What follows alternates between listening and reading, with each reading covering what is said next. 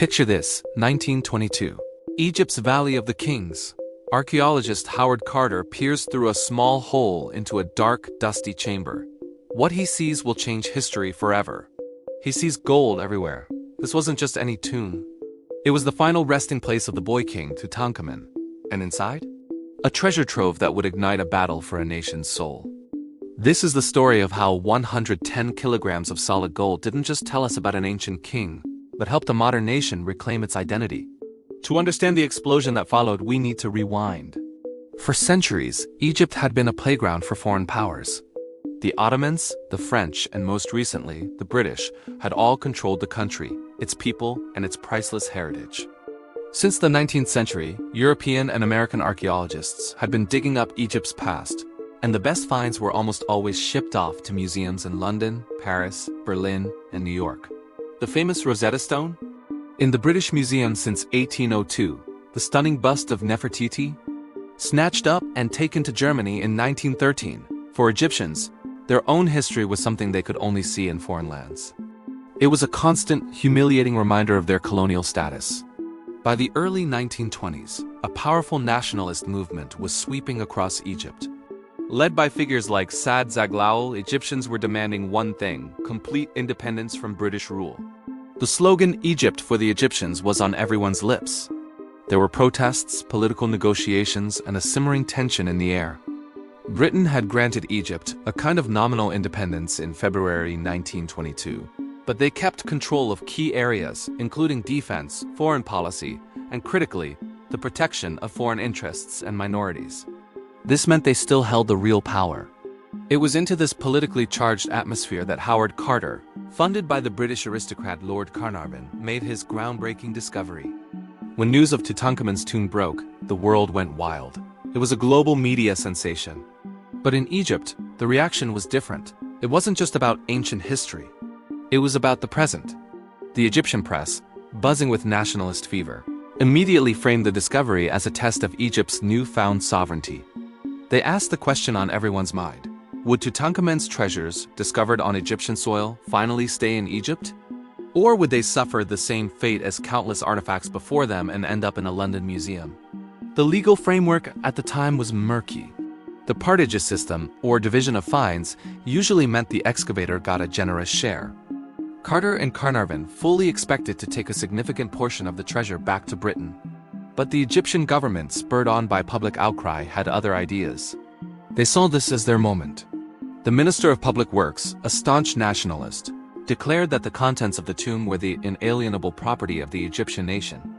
The government passed a new antiquities law, effectively ending the partage system and asserting state ownership over all discoveries.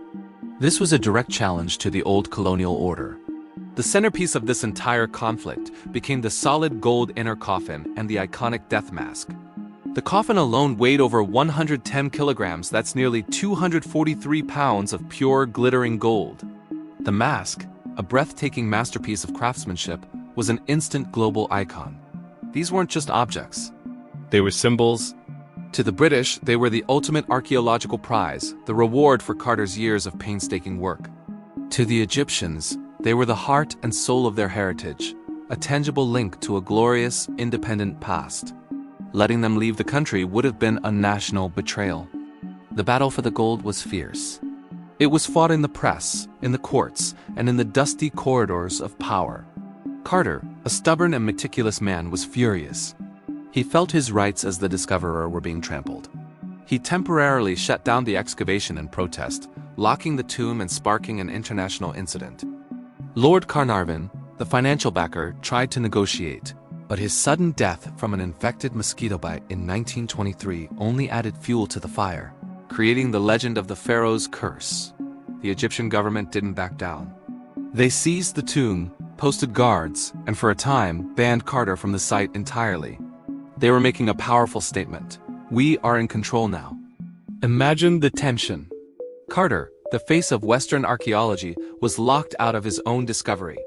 The Egyptian government, flexing its muscles for the first time on the world stage, was holding the keys. Newspapers around the globe followed every twist and turn. The public was captivated. This wasn't just about old artifacts anymore. It was a live political drama. The question of who owned the past became inseparable from the question of who owned the future. In the end, Egypt won. After years of legal wrangling, the Egyptian Supreme Court ruled in favor of the government. Every single artifact from Tutankhamun's tomb, from the grand golden shrines down to the smallest beads, was to remain in Egypt. It was a monumental victory. Carter was eventually allowed to return and finish his work, but only as an employee of the Egyptian state. The power dynamic had been completely flipped. The impact was immediate and profound. The collection, housed in the Egyptian Museum in Cairo, became a source of immense national pride. People flocked to see the treasures of their golden king. It proved that Egypt could manage its own heritage. Thank you very much. The Tutankhamun affair became a powerful symbol for anti-colonial movements worldwide, showing that a nation could successfully stand up to a colonial power and reclaim what was rightfully its own. The 110 kilograms of gold from Tutankhamun's coffin did more than just reveal the wealth of an ancient pharaoh. It acted as a catalyst, accelerating Egypt's journey towards true independence. It forced the world to see Egypt not as a colonial backwater, but as a sovereign nation with a rich history that it alone had the right to control. The discovery of the tomb didn't just rewrite our understanding of ancient Egypt. It helped modern Egypt write its own future. The boy king, silent for over 3,000 years, had spoken once more, and his golden legacy helped forge a new national identity. Thank you for watching. If you found this story as fascinating as I do, make sure to like, subscribe, and hit that notification bell for more deep dives into history's most pivotal moments.